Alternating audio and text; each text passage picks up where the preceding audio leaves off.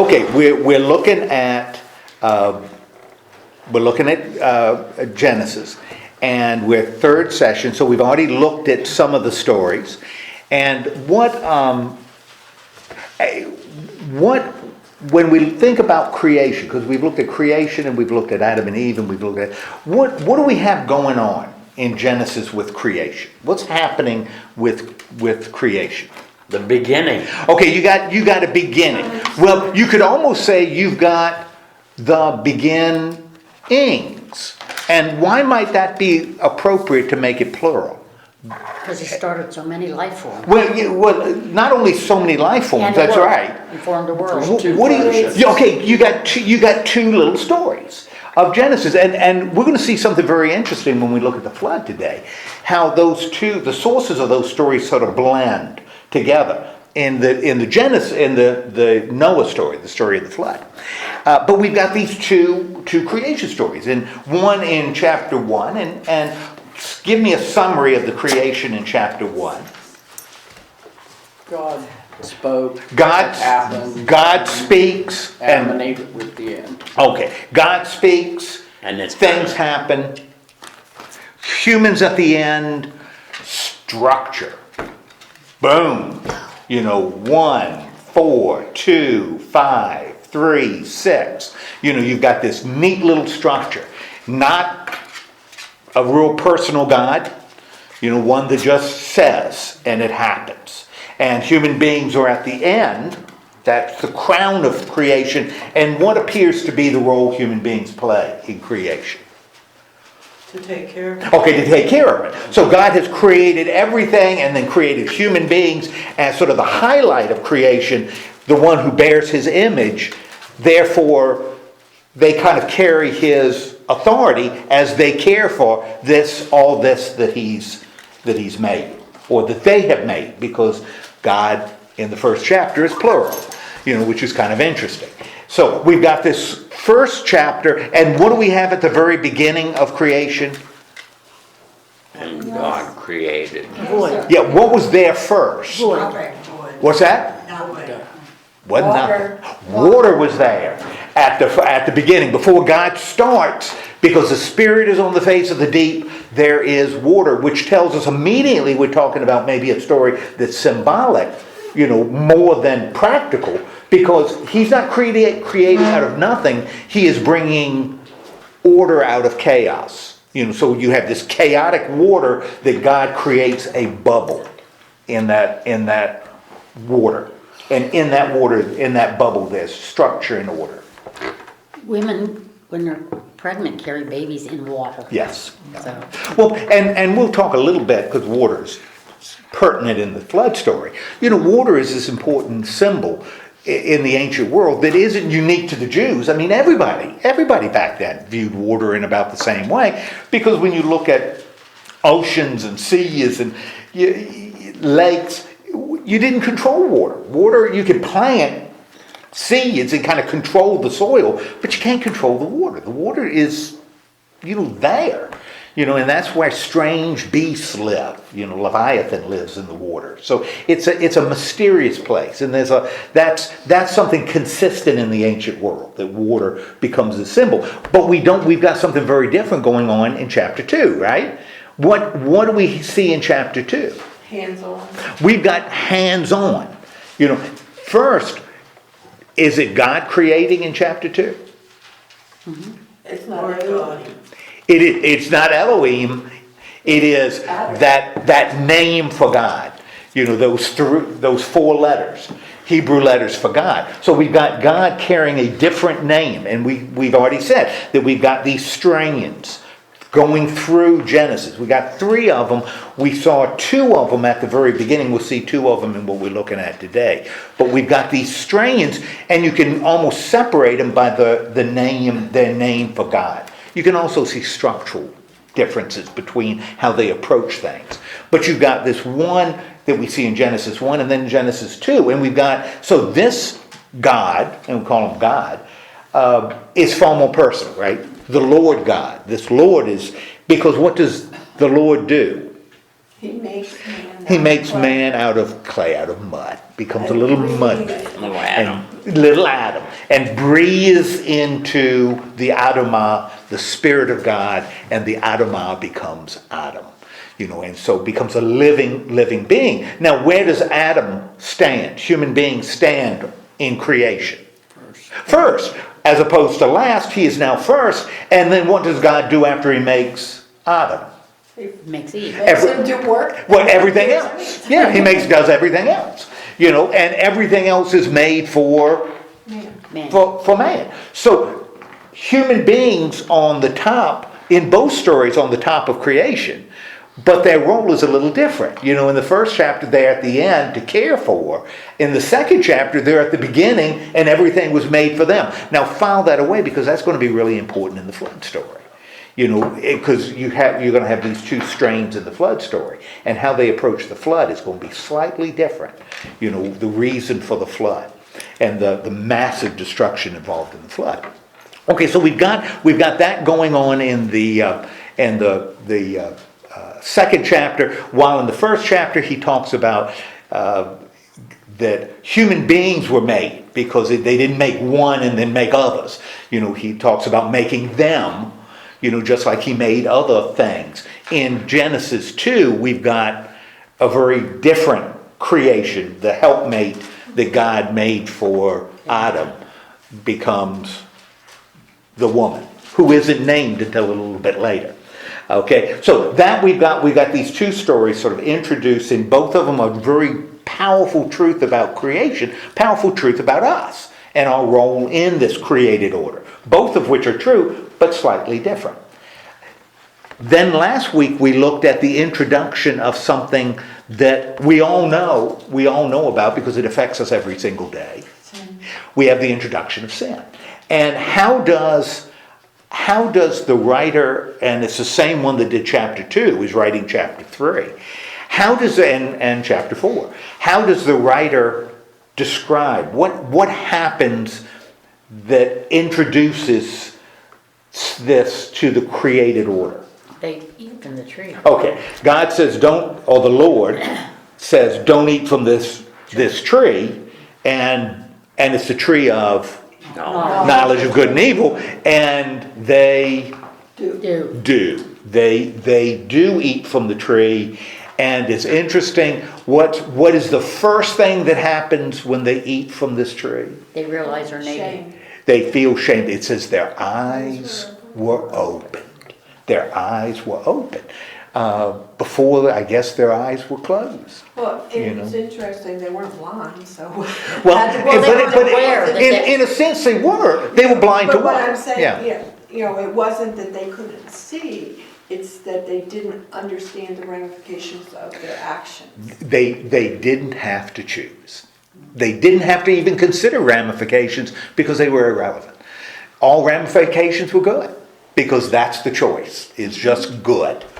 But they did this, all of a sudden the eyes are open, they immediately feel shame, so their first emotion is they're doing something they shouldn't do.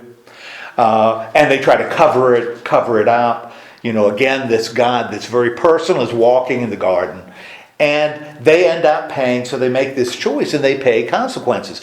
And what's the consequence of their choice? They're put out of Eden. They can no longer live in Eden. You cannot live in Eden anymore. Eden is is paradise. This is paradise. And you can't do that anymore. Because you are now choosing good from evil. So you can't live in Eden anymore. You've got to live where? Outside. East of Eden. You have to live east of Eden. And that's right, a good Steinbeck book, East of Eden. So but you can't live in Eden. But what does God do at the end, near the end of the story? Which becomes really pertinent because we see the same thing happen in the next story. He makes them clothes. They felt shame and he made them clothes. So even though they acted and paid the consequence for their action, God was still gracious to them in that he covered their nakedness. I find it interesting that in order to make the clothes, he performed the first sacrifice. Yeah, to do yeah, it. yeah, we would have had to have, he made it from Because to make skins. it out of Yeah, skins, an yeah, animal has to die. Yeah, And so, because when you get into Adam and Eve, how do they know about yeah. sacrifices? Well, and God certainly made them clothes. Well, talk about sacrifice. The next story, which is the story of Canaan. Cain and Abel. And we've got what going on in the story of Cain and Abel? They're good and evil. Yeah, they're brothers, right? Brothers. They're brothers. Jealousy. And that are jealous because God looks in favor at one and not the other. Why does he look in favor for one and not the other? Well, they had to have a rule that they weren't following. Oh no! Because the writer never says, oh, well, Cain was a stinker. You know, he only gave bad stuff. Didn't say that. Cain was a farmer, gave him farm produce. You know, Abel was a herder, gave him animals. God looked in favor in animals. You know, maybe this is a lesson that every parent needs to teach their kids, which is sometimes life is not Fair.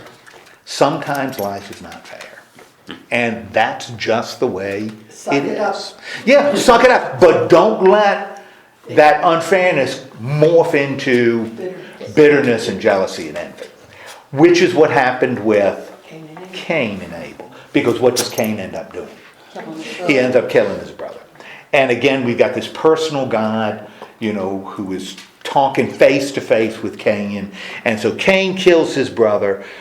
Human beings now choosing good from evil, but they are now choosing consistent, at least in this story, evil.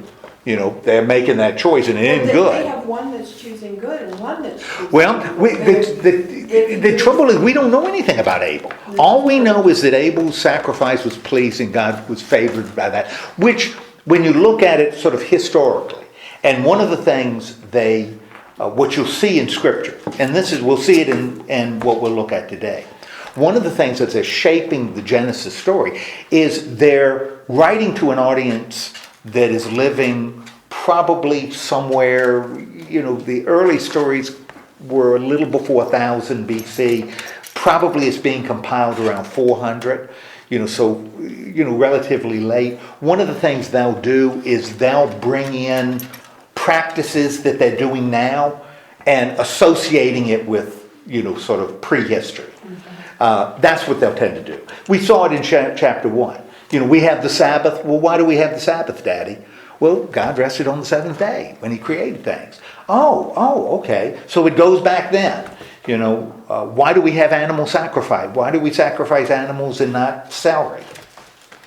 Well, let me tell you about Cain and Abel. Abel's sacrifice was pleasing to God. You know, so it's associating these images that they're using, these things they're doing, to a primordial world, which makes a lot of sense. I mean, if you want to give them like gravitas, if you want to make them important, you want to associate it with the very beginning. This is the order God established.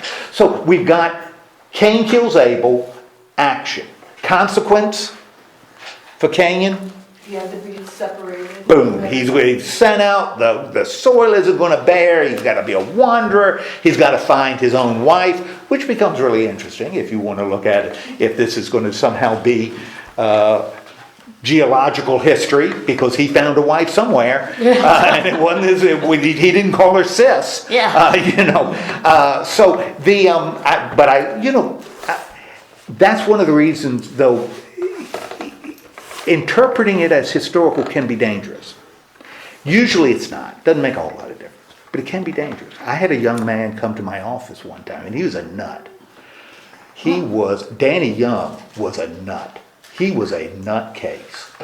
And he came to my office and said, I have come to this biblical conclusion. And I said, what is it, Danny? He says that incest is fine. Incest is biblical. Incest is biblical. And I said, Danny, how could you? Where did Cain get his wife? Had to be his sister. Incest is fine. I said, Danny, you know, and so we're having, but, you know, he wouldn't budge it because clearly that's what the scripture says. You know, yeah. He married a member of my church who had little girls.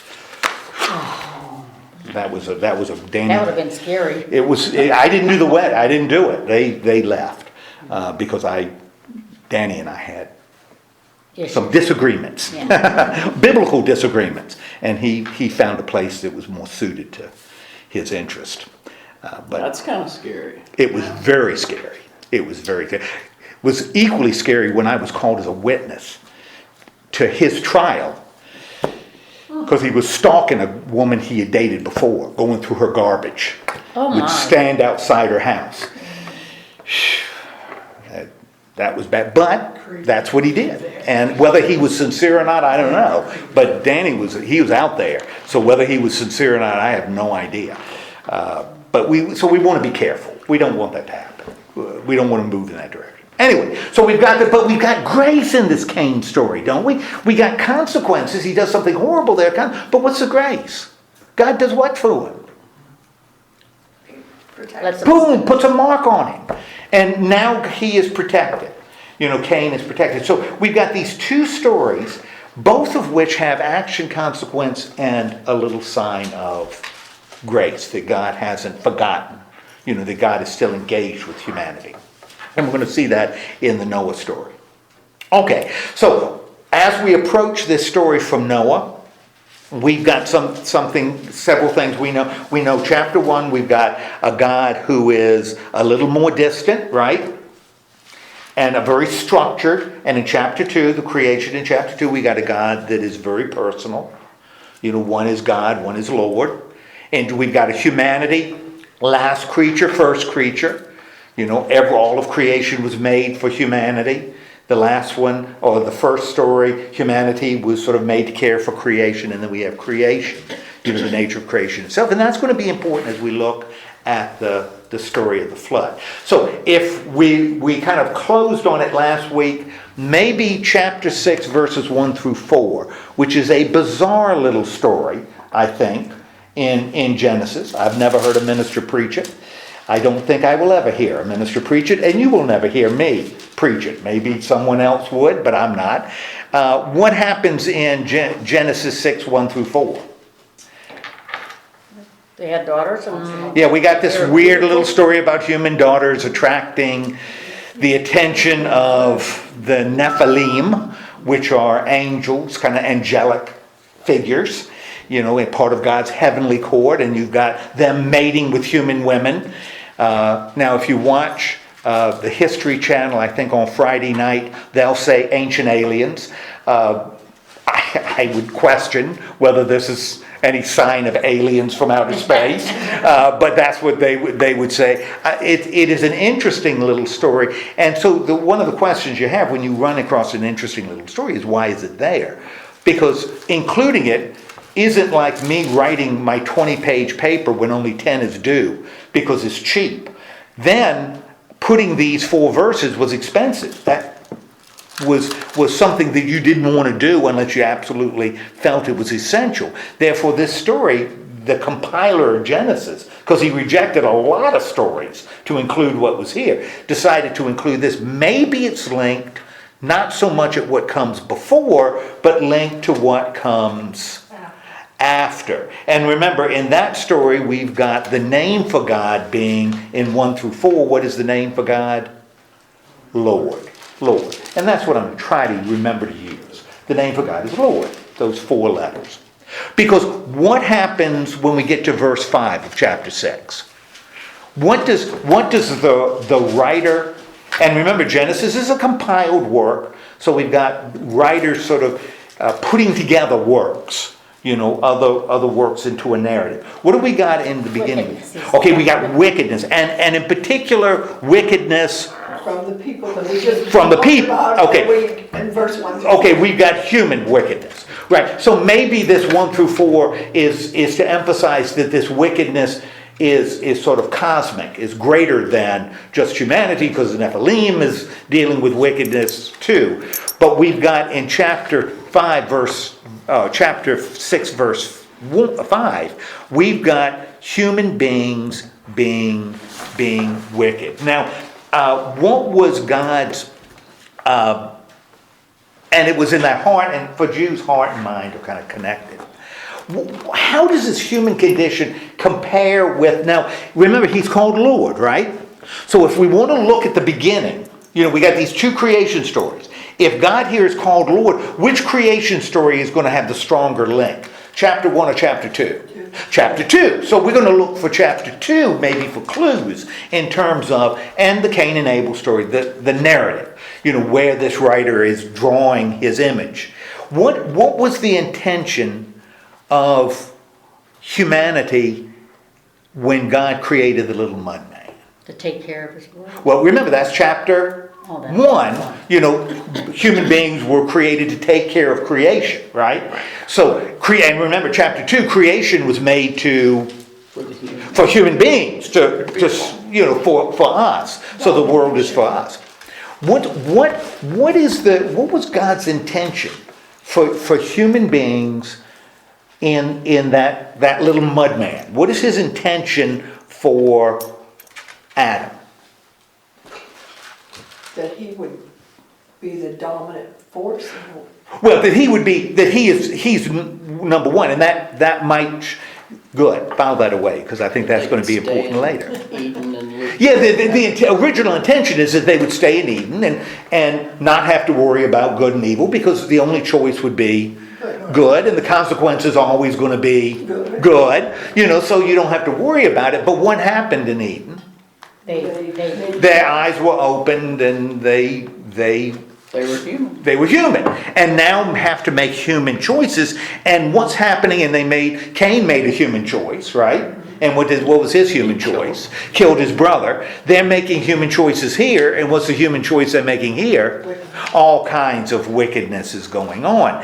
And what is God's response to what he saw? He was grieved. Or the Lord. Again, I'm going to try to do Lord because that's the name for God here. What is the Lord's response? He was grieved. He is even made man. He's sad. Which again, man. Remember, he was the one that made the little mud man. God is very personal. You think he was like lonely and wanted to Okay, I think that you could make that argument based on chapter 2. Based on the writer of this Lord story, the history of the Lord, that God has some human feelings. Yes. Not envy and jealousy like the Greek gods, but he regrets. He feels regret. Man, the God that we ran across in chapter 1, this distant God that calls things. Yeah, it was all good. So he isn't in the mud forming things. He is more distant. This is a more intimate God that feels things. And he feels a regret that he made humanity, right? Now, since creation, what is the consequence? So creation is human beings are going nuts. God feels grieved in his heart, again, heart, which is also kind of connected to mind, that he made humanity, right? What is the consequence? What does the Lord then decide? Destroy the earth. I'm going to destroy the earth. Well, my goodness gracious, doesn't that sound unfair to you? Human beings are running around acting stupid, right? Fortunately, we have overcome that. No. We no longer run around and act stupid and wicked. Human. Yeah, that's right. Yeah, but then I don't get out much. Or watch Netflix. Humanity, humanity is a mess, right? Is all wicked. God makes the decision. What's he going to do? He's going to destroy human beings, right? Let the little animals continue to play and wander around. Is that what God going to? No, he's going to destroy everything. Now, why? Again, this only makes sense in chapter 2. Why would God say, because human beings are stinkers, I'm going to wipe out the whole mess? Well, what is creation in chapter 2? Why was creation made? It was made for me. It was made for humanity. Therefore, if humanity is not there, is awful, then creation has no purpose. And if humanity is gone, there is no reason for creation. There's no reason for it. Now, that's if you're reading the story. That's why, again, be real careful, not to make this some sort of historic narrative. Because in the story, that's very considered. If this were made for humanity and humanity no longer exists, then this has no meaning. There's no need for it, right? There's no need for this, if the reason it was created is gone. Okay, and therefore everything can be wiped. The slate can be made clean. I have a question. Yeah. Might be stupid, No. but since he had two of everything, they had to have two of everything. Mm-hmm. All right, what about the things that were living in the water since there was water? I mean, everything was water. Hold on that. Okay. Hold on that. Hold on. She's doing it. Hold on. You're doing it again, Michelle. You're doing it again. Okay. Yeah. Just hold on. All right. Now, so we've got behavior, right? Same pattern. With same pattern in this strain. Because the Adam and Eve story is the Lord's story. Cain and Abel is the Lord's story. This now is the Lord's story. We've got behavior, evil, consequence. Everything's going to be wiped clean. And notice the consequences get greater. The consequences, boom, everything's going to be wiped clean. But in each of the stories, there's a sign of grace. In the other two stories, there's a sign of grace. Where's the sign of grace? Noah. There's a person named Noah. But Noah found favor in the sight of the Lord. So Noah becomes this sign of grace. Okay?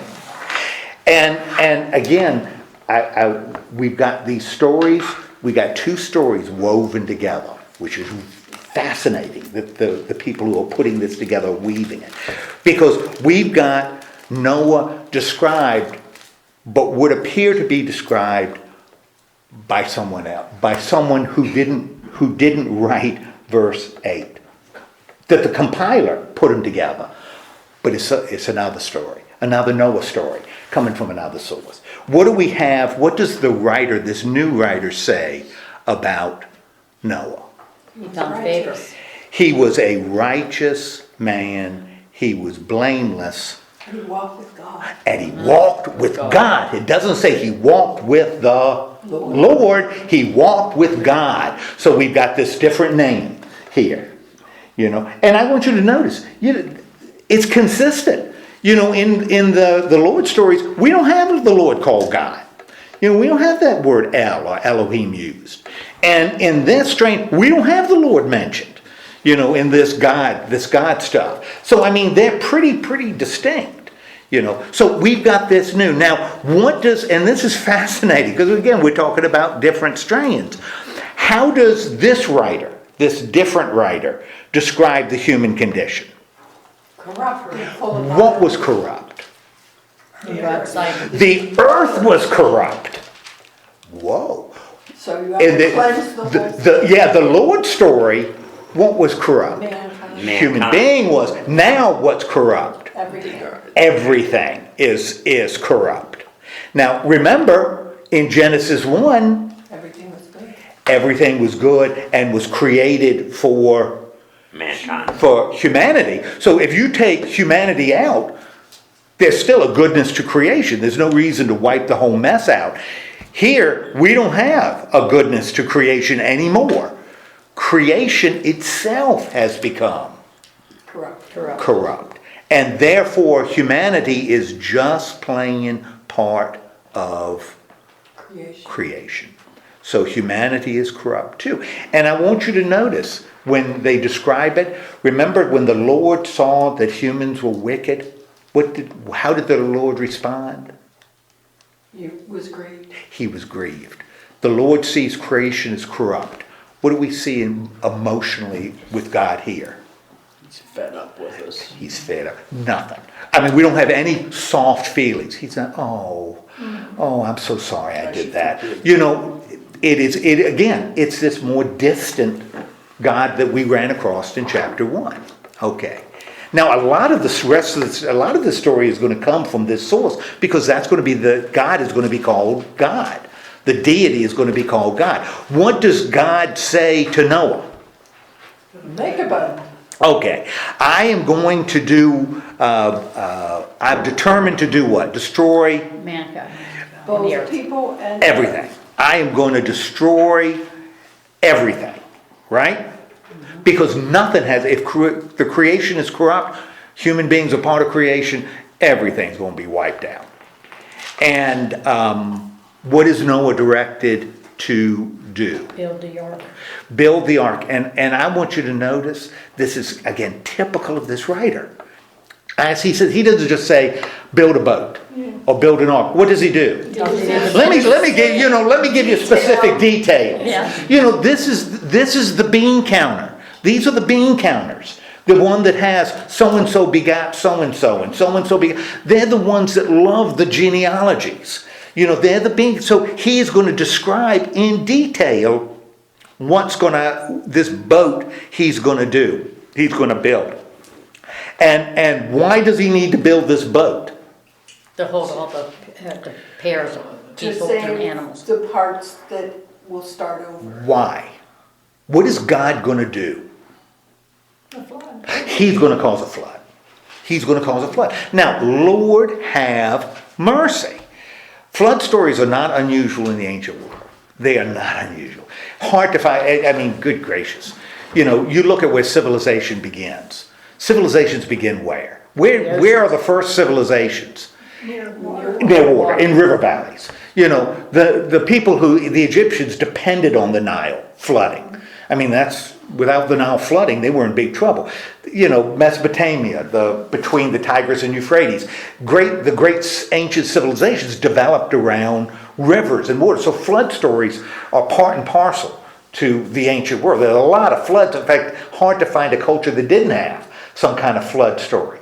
And floods tended to represent chaos because it was something you couldn't control. It was hard to control. So God's going to cause a flood. Now, if this, as we think about chapter 1, why is a flood particularly pertinent? He doesn't say, I'm going to cause volcanoes. I'm going to rain fire from heaven. Because that's how the earth first started as well. In the beginning there was water, right? And God did what? And He created a bubble in the water. And in that bubble was dry land, sea, skies, birds, plants, So the bubble now animals. is the ark? The bubble, what is God going to got? So God has created this bubble in chapter 1, right? Surrounded by water. Chaos. What is God going to do? Break that bubble. He's going to just remove the protection. He's going to break the bubble. Let the water do what? Whatever it thing. does. Whatever it does. He's going to release chaos. That's what he's going to do. He's going to prevent. He was the one that was protecting, providing the bubble. And all he was going to do is he's going to Remove the bubble. remove it. And allow chaos to re-exert itself with one exception. The ark. A tiny little ark floating on the water. But Floating. it has God's protection too, because he's the one that sealed it. Well, yeah, and what does God do before he actually causes this? What does he establish with Noah? He establishes a covenant. And what's a covenant?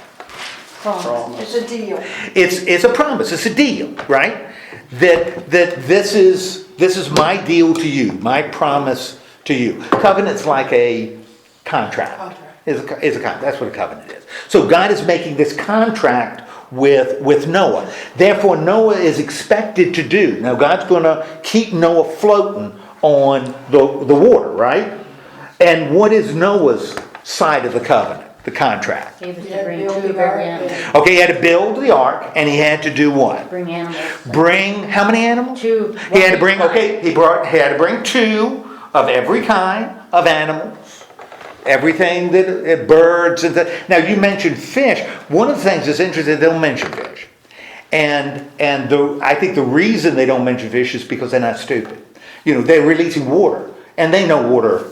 You know, fish live in water, so they aren't mentioned. I mean, he doesn't say, but you don't have to worry about the fish or the crabs or these. You don't have to worry about them. He doesn't say that because he's telling what? A story, for crying out loud. And when you tell a story, you're looking for the meaning in the lesson. That's what's important, not the little puny details that somebody later is going to pull out and say, well, what about the unicorn? Or what about the stegosaurus? They're not doing that. They're telling a story that has a meaning. Okay, so you're going to get on that boat that I'm creating. You are going to get everything to two of every kind, right? Male and female, to be in this boat. And why are they doing that? So they can repopulate. Okay, so that's right. So they can repopulate when this is over. So we've got God being gracious here. We've got this sign of grace in the midst of human evil. Yeah, corruption. We have this little teeny sign of grace. All right. And Noah did it just as who commanded him? God commanded him. All right. Now we got a new chapter. At the beginning of this new chapter, what do we got? We've got Yahweh. We got the Lord again mentioned. So we have got a new writer, introducing a new strain. Now, That becomes more intimate. yes. The people who compiled this reshaped it, and that's why I find this story really exciting. That's shaping the story, they're not stupid. They're very aware that we're talking about two different strains, and they must have considered it important enough that they didn't say, oh, well, to make it consistent as we would do, let's change the name of God and make God's name the same all the way through. They could have done that. Nobody was binding them that they couldn't make the name of God consistent through the story, but they didn't. So they saw the need to keep them distinct, but they also chose to sort of blend them together, to bring them together. Clearly they thought that was important too, because maybe the two stories had slightly different meanings. It's almost like an overview and then the details. Yeah, well, it is. It's hard to come up with a comparison because what we tend to do is we tend to level. Mm-hmm. We tend to blend. If it would be like if we took the four Gospels and people are always taking the four Gospels and creating one story from the four Gospels. We do it all the time. Every movie made on the life of Jesus, they're taking four Gospels. Well, that's with one exception. They're taking four Gospels that I know of. Taking four Gospels and blending it into one story. And so you got this one story, but it's pieces from all four that have kind of blended, and they won't change the approach, or the perspective. It'll all blend into one. They've chosen not to do this. Mm-hmm. Now, why did they choose not to smooth it out? I don't know. Because other ancient writers did. They had no trouble smoothing out. Evidently, they saw the two stories being important enough that we want to keep them a little bit distinct because the meanings are slightly different. And we want to continue to have these two creation stories involved. But I don't know because I didn't live then. But clearly, they haven't smoothed it out by making the name of God consistent. So we got a new, coming from a new strain in this chapter, because the Lord says to Noah, and what does the Lord say to Noah? Go into the ark. Okay. Have your whole family. Your whole family. More animals than what? Yeah, kind of interesting. Now, remember, in the other one, God said, take two of every kind, right? What does the Lord say? The Lord says take pairs. Take how many pairs? 2 pairs and 7 pairs. 7 pairs? Of clean. Yes, And where of did they get what? 7 of every Yeah, different. all of a sudden we got the introduction of clean and unclean. And there's no clean and unclean. Why is there no clean and unclean animal? Because they were all good. There is When no... they start with, clean and unclean is going to be established when? Moses. With Moses and the law. And Moses and the law way in the future. So there is no clean and unclean. Why would the writer have clean and unclean? Now understand, Because this they tradition already is... have it. because they already have it. And again, you're tying what is pertinent to the people who are hearing it, tying it into this ancient story. But we got different. And Because if you only took two clean, the first sacrifice would have wiped them out. can't do it. That's right. And we're going to find that that's what they do. And it's going to be interesting. The sacrifice is not being made to God. The first sacrifice is not made to God. It's made to the Lord. To the Lord. Because you've got, that's right, if you just had two clean lambs, two clean sheep, let's do a sacrifice. Oops. There ain't going to be any more sheep, right? So, you've got more. And 7, of course, why 7? Complete. Oh, it's 7 is the complete, number, perfect the number, the ancient people love that kind of stuff. And that's why when you look at this, you got 7 all over the place. You got 7s everywhere. 7s and 40s. You got all over the place. It's 17s. That's what they do. So instead, but we got, and like I said, the people who are putting it together, they knew that one has 2 of every kind, and the other said 7 pairs and 2 pairs. They knew that because they aren't idiots, and yet they believed both were necessary to include. They didn't want to eliminate one part and just use the one. So anyway, so we've got the Lord telling them to do that, and what will the Lord do? In 7 days, it's gonna rain. It's going to rain, everything is going to be Wiped out, boom.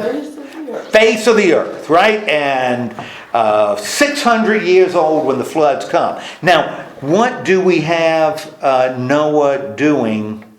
What is it in verse 7? What happens in verse They 7? go in the ark.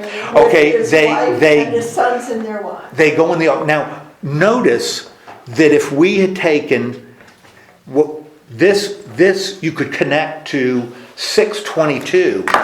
You could just eliminate 1 through 6 and of chapter 7. You could eliminate chapter 7, 1 through 6, and the story has a continuity, right? Except there's a different person. You got a different writer. And so you've got this little inclusion into the story that clearly the people that inspired by the Holy Spirit that put Genesis together believed that those 6 verses were important. So they included it in the middle of another story, the God story that flows without it. You don't need it. It flows without it. So we're kind of going back to verse 22 of chapter 6. Noah goes into the ark, and what happens after he goes into the ark? The water's coming. Okay, we got floods. And again, Lord have mercy. You got a lot of detail. Because that's what this writer does. There's a lot of details. And he reminds us again that we're talking about 2 of every, animal. So it's not like it's changed. God gave an appendix to what he goes and says there's 2 of every animal on the ark. But it's fascinating. And I really thought about it because, and I found it so interesting that I pulled out something I hadn't done in a long time, my old Hebrew Testament to check on the words, to make sure that this wasn't just in English. If you look in verse 16, and those that entered, male and female of all flesh, went in as God had commanded them, and the Lord shut them in. And I said, whoa. So we've got this God story, and then all of a sudden at the end there's Lord. So maybe this isn't. They're working in junction. Well, maybe as they compile, that the writer felt it was the compiler. Again, shut them in is a very much more personal, than just telling them to do it. That shutting them in shows physical action. The same God that forms the mud man is shoving the door of the ark closed. That maybe the writer needed to bring this part of the Lord story into Everything. into the God story, which he's already done. But just those few words.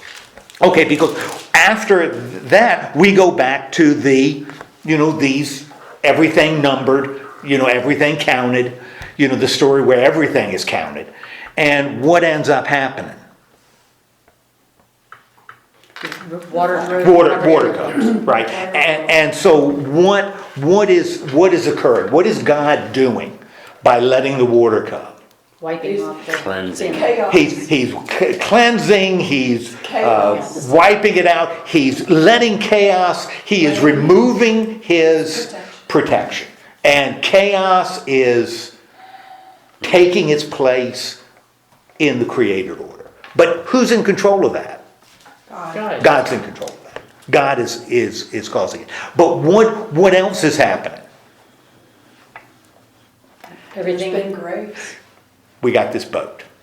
The grace. We got this grace. This boat floating on the chaos that God is going to save.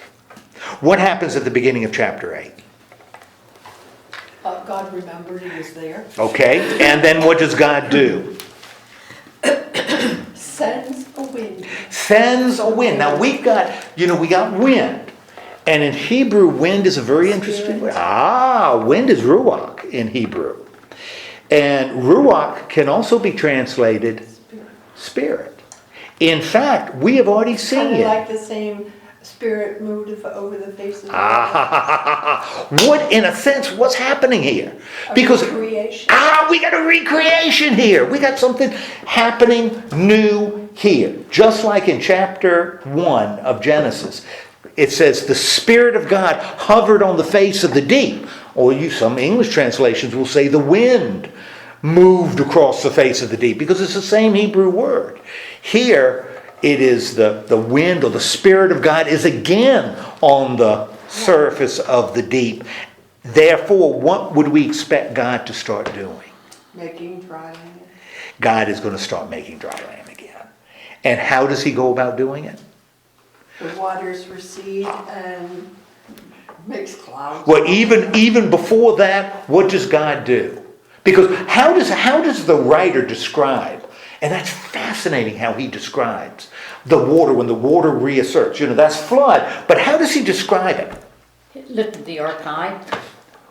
What does he do with the sky? God opens the windows of the sky. He releases the springs of the deep. Good gracious, if we're talking about this bubble, what does he do even in the description? The sky, what's he doing? He's opening the windows of this bubble, this sky that he put. To protect creation, he's opening the windows. The land, under the land there's water, because water surrounds it all. He opens the windows, water come in that way. Opens the fountains, the water comes up this way. Water's reasserting itself. What's the first thing God chooses to do? He closes the stupid window. The same thing we do when the rain is coming in, right? He closes the window to the sky. And he closes the gate to the floods from the deep. So what he's doing is he's now recreating. He's doing so, but not totally recreating, because what does he have floating on the water? He's got an ark with all the things that he made floating on this ark. Technically, he only has to recreate the earth. That's all he has to do. All he has to do is what? Looking at it symbolically. All he has to do is what? We cause the water to recede. All he has to do, he has to take away the chaos. And reestablish his protection. That's all he has to do. He reestablishes his protection for creation by shutting the windows, shutting the fountains. So God is doing he's not creating a bubble. He's reestablishing it. Yeah. This bubble that he's created. And so as soon as he closes the windows in the sky, what starts happening? The water starts to recede. The waters start to recede. The waters start to recede. And what does Noah do as the waters start to recede? He starts sending out birds to see if it's okay to get He out. starts to send out birds to see if it's dry land is there. And he eventually, one comes back with an olive branch, piece. little olive, Absolutely. And then the last one he sends out Doesn't come back. doesn't come back. But Doesn't where's come his mate? Well, see, that's why we're not going to worry about it. We don't worry about that. And so what then happens? Then they come out of the ark and make a sacrifice. Now they get to come out of the ark and the land is dry. In fact, what does God tell Noah to do? What does God tell Noah to do? Come out of the ark, Bring everything else. bring everything else, and multiply and replenish. the yeah, earth. get busy. Get busy. Have many Because you got to replenish the earth. I'm experiencing deja vu all over again. When did God say that before? Be fruitful and multiply. Ah. And Well, not Adam and Eve, but chapter 1. oh, okay. In chapter 1, be fruitful and multiply. That Well, was it's the, kind of hard to do that without Eve. but remember, in chapter 1, he created them male and female. So he told them to be Have fruitful and babies. multiply, have babies. That's what he's telling. Well, that's probably Noah what and his family. that nutcase you're talking about was talking about incest, is because, the brothers and their wives have children. Oh, And so Danny. on. And then who do they make with? Well, Danny had a lot of biblical support for his ideas about incest. Yeah. There's a lot of cases in the Bible. Yeah, And well, everything in the Bible I will- isn't necessarily I will tell you, and that's why I would always suggest be real skeptical when someone says, "Well, it says it in the Bible." Give me a half an hour. I can justify anything you want to do in the Bible. Yeah. I can find something that will justify, There's no matter nothing new under the sun. how vile and disgusting it is, I can find something that will justify it. Give me a half hour. Please don't, because I don't want to spend a half an hour doing it. But it's not hard to find, and that's why better to approach it as story. These aren't prescribed. He's not prescribing this. It It's doesn't a show story.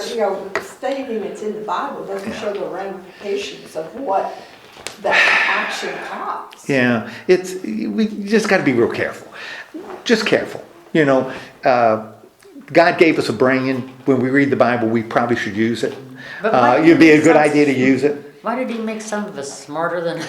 Well, but he made us all smart. I mean, we're smart enough to do it if we want to. So Noah gets out of the ark, right? And his family, and God says, "Man, it's time for you to start populating the world." And Noah says, "Hot dog, that sounds pretty good to me." And after he leaves the ark, now we're in verse 20.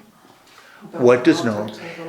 Oh, he builds an altar Makes to the sacrifice. Lord. To the Lord. Not to God. So we're talking about this other story.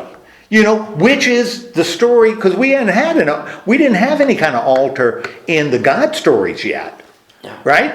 But we did with Cain and Abel, which was a Lord story, right? And we got an altar here. They're building an altar. And what do they do with this altar? They take some of the clean animals and some of the clean birds and sacrifice them. Lucky he did. Lucky he said seven pairs, because this would have been bad news, because they're sacrificing animals, right? And so they're sacrificing animals, and how does the Lord respond?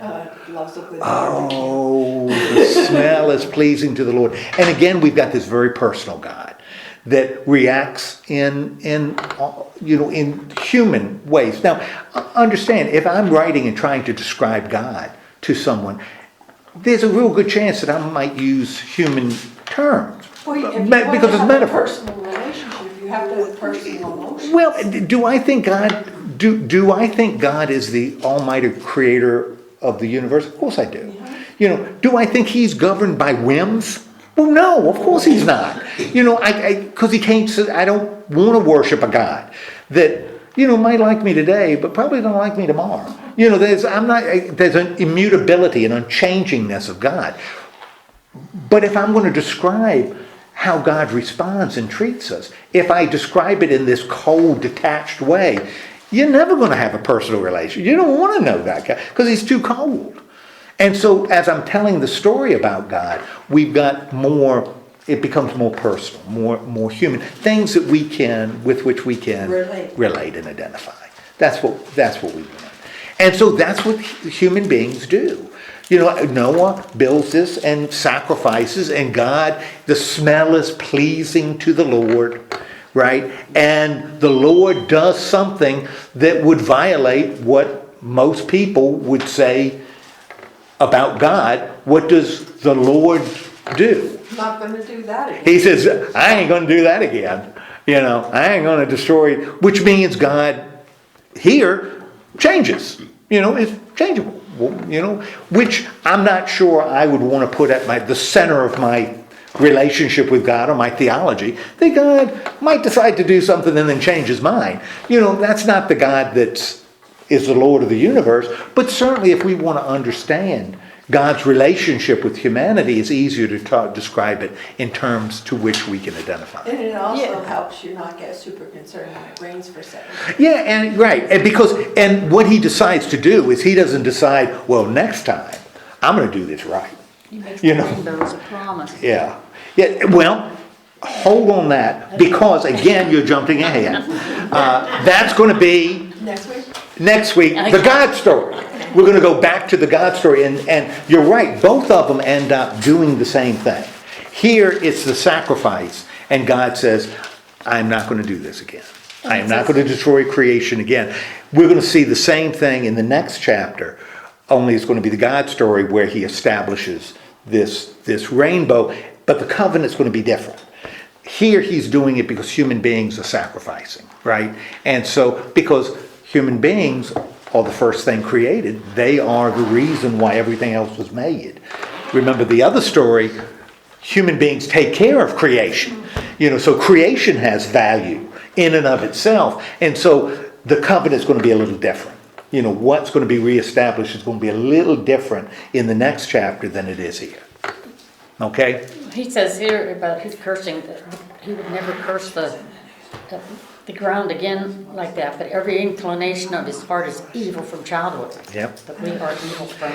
Which means what has God done here? And again, if I want to tell my son, if I'm telling my son this story, what point am I making to it? That God says, look, I know.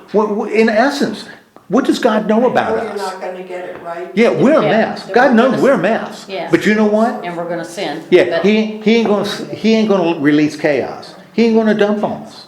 You know, we are not. That's an important lesson, and one that maybe Christians need to think about.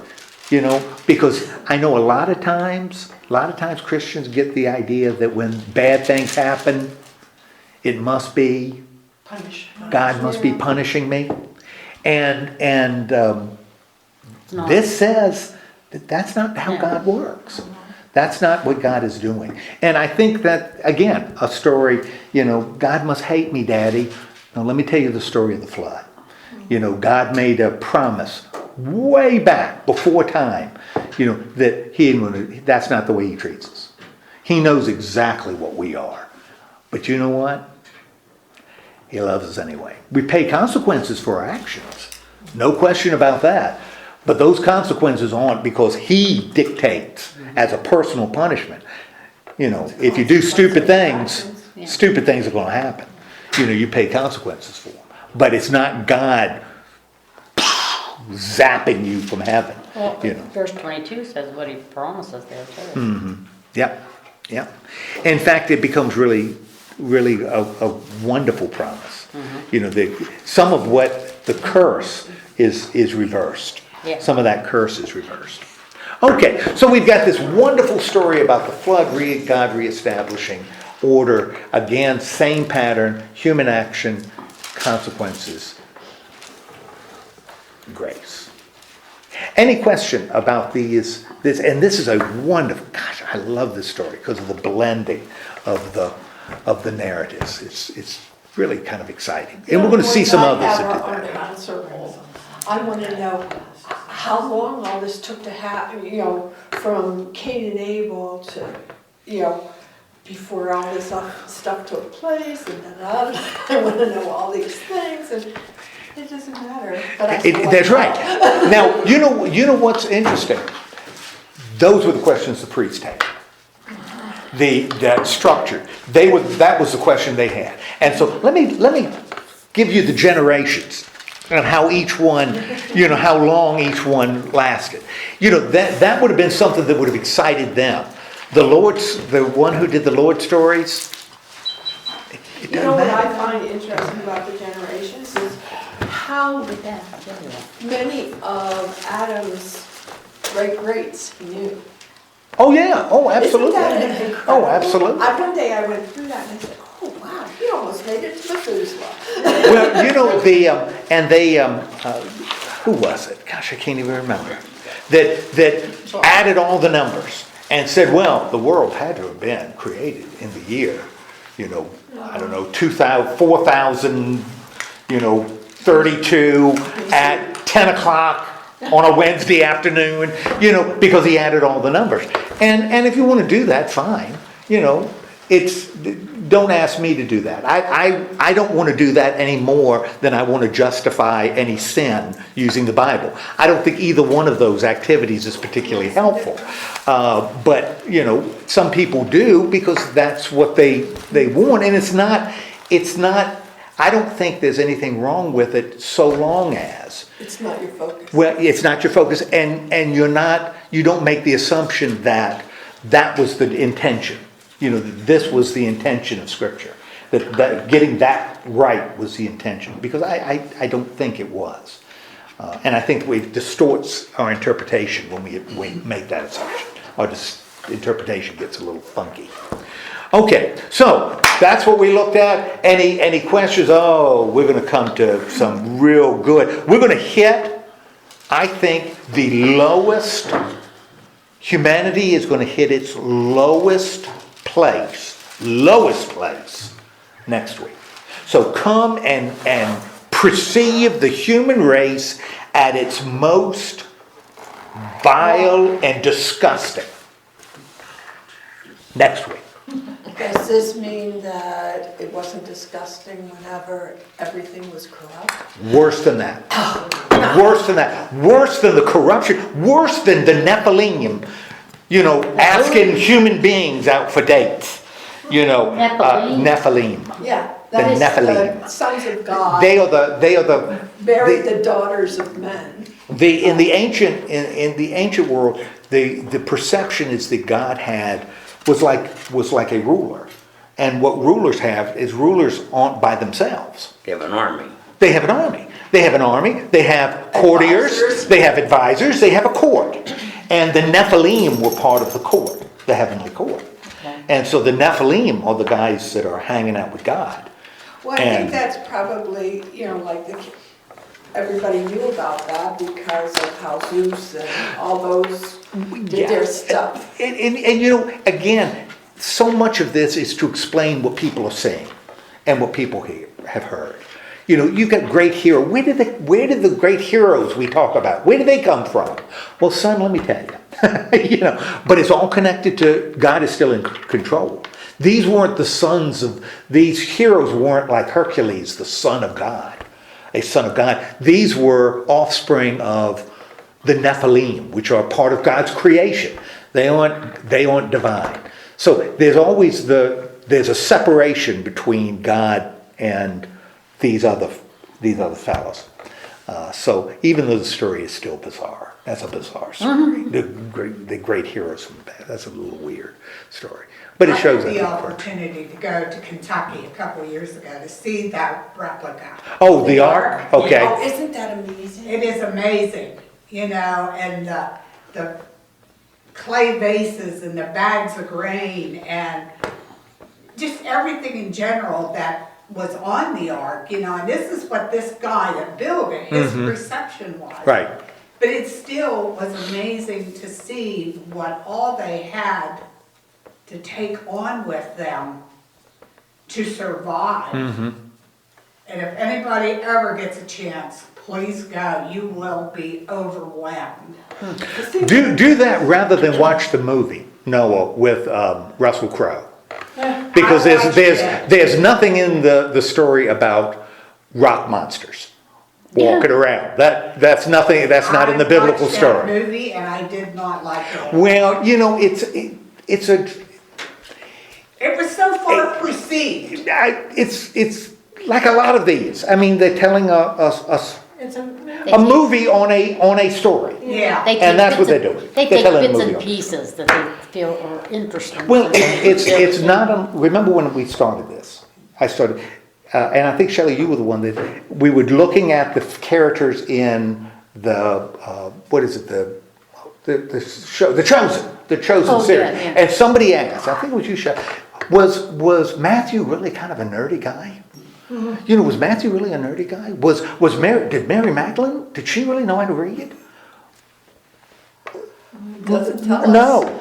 Yeah, I mean, don't know. It's not in there. So it was a writer Perception trying of to, the- give characters, full meaning, so they're trying to tell the story in a way that we could identify. And to do that, you have to kind of take a step away from something that runs, about 20 pages?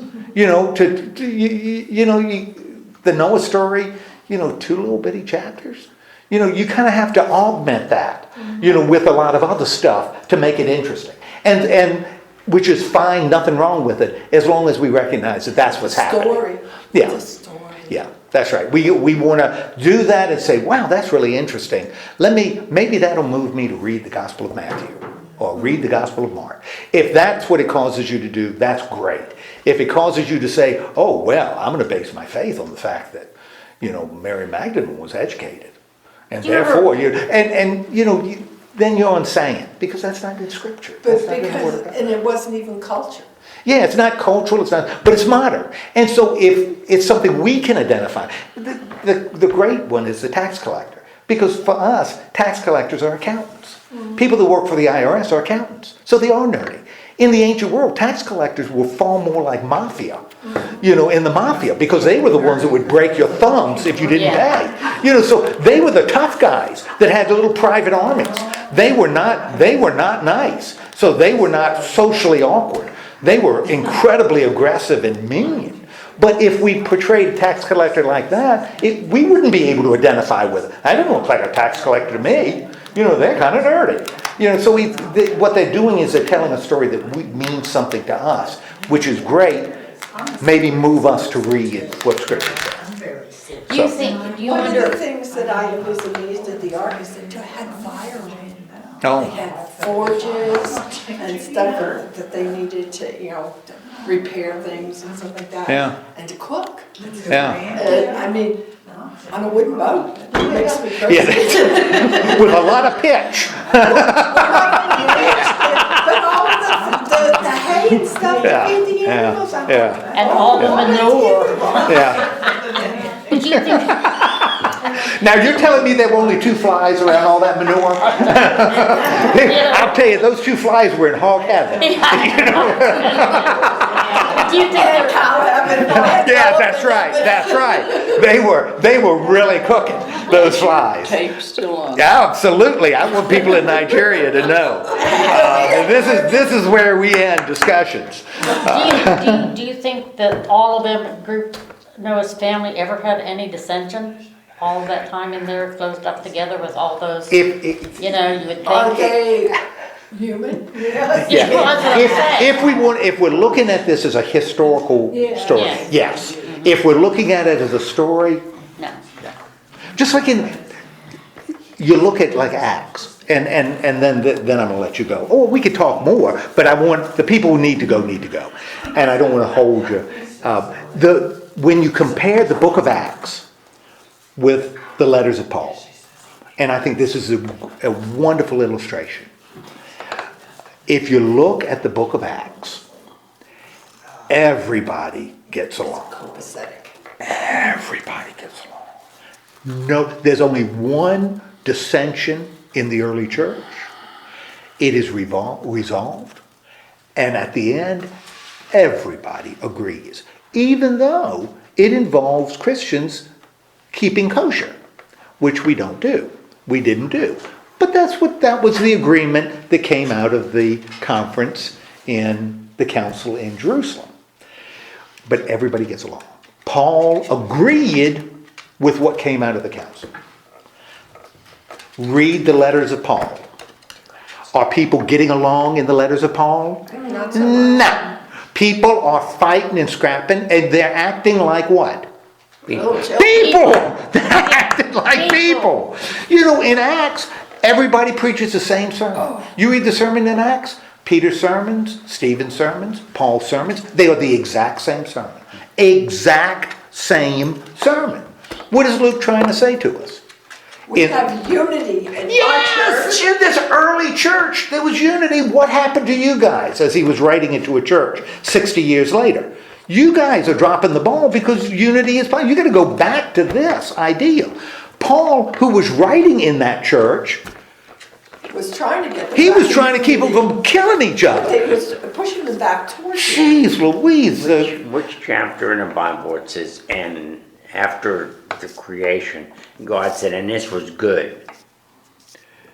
There was a lot. Yes, There was a lot of not good stuff. Yes. And I think that's the first chapter of Genesis. That the early church was not a harmonious place. It wasn't harmonious. And why would it be? Nothing written down. You had nothing written down. You couldn't pass Plus, you around had all a the book different to say. cultures trying to blend You together. got different cultures. Man, you had the Corinthians who were shacking up with their mother-in-laws, and they were doing wild stuff and acting up so much in worship. People thought they were drinking. You know, they were drunk, and that's what he tells them. You got to calm down because people walking by your meeting think you've been drinking. You know, and that ain't good for the church. So you got to calm it down. On the other hand, the Galatians, they were circumcising everybody in sight. You know, because circumcision was a big, all of them became a big deal. So they were living by the straight and narrow, and also with a knife in their hand because they were doing Surgical procedure. yeah. So I mean, both of them were existing in the early church. Well, we can understand why they both exist because we have cultural differences and different influences. But that's the kind of thing Paul was dealing with. He was dealing with a church in chaos. Do you think it's kind of like God and the Lord back there? You Yeah. had the perfect thing, and then you Yeah. had what's actually That's a happening. great analogy. I hadn't thought of that, but you're right. That's a really good analogy. That Acts is this very structured, very formal, very predictable, and Acts ends on a positive note. Acts is a fulfilled book. It's all very good. Yeah, and it's good. At the end, Paul is preaching in Rome and unhindered, and that's how it ends. But Lord have mercy, you read his letters to the Corinthians. That's anything but the chaos. They're just Hindered. yeah. They were crazy. They were crazy. When you Those have to people. go out of the window in a basket just to get away from stuff. But they're suing one another in court, and rich people are coming to communion and eating all the food before poor people could get there. I mean, it was awful. And that was what Paul said in his own words. That was going on in the Corinthian church. So, we got two different impressions, but both of them we take as Word of God because both teach us something a little bit different. And that's how we can approach it. Both are teaching us something a little different. I think the letters of Paul are more meaningful to me because it shows what is and how we're supposed to be rather than the ideal. Yeah, it's hard. The And how do you ideal. live up to that? Right. The I ideal have is a question. Does it say anywhere or in Genesis or whatever, how long from the time God created Adam and Eve till Noah built Sure. the ark? How long? Sure. You got to add up the numbers. You have to go back. You have to go back and how add up the old generations. Adam was and- But the bean counters, the priests gave us the generations. So yeah, you can do that. Yeah. And that's why, gosh, I can't remember the guy's name, and I should know it. Schofield. That's what he did. He added up all the numbers, and he came to the conclusion, I don't know, the world was created on, June 23rd in the year 4004, at 4 o'clock in the afternoon. That's because he counted all the numbers back. Well, okay. Don't forget BC. Yeah, well, yeah, BC. That's very good, BC, that's right. Yeah, but And that was really hard for them back then. can you imagine this piece of paper that they needed to keep track of all that stuff? That's the only thing worse is when you count out verse numbers, and somehow the verse numbers have a meaning. Because verses were added 18th century, that was real late, I'm 18th not century. coming back. Okay, let's have a word of prayer, and then Coco will eat her peanut butter. Safely. Safely. Lord God, thank you so much for giving us this time together.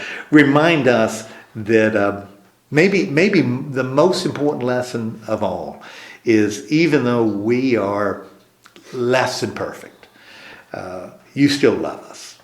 And we don't have to live in constant fear that you're going to destroy us, that you're going to destroy us. But also remind us that we have the capacity to destroy ourselves. So help us to take seriously that and trust that we are in your hands.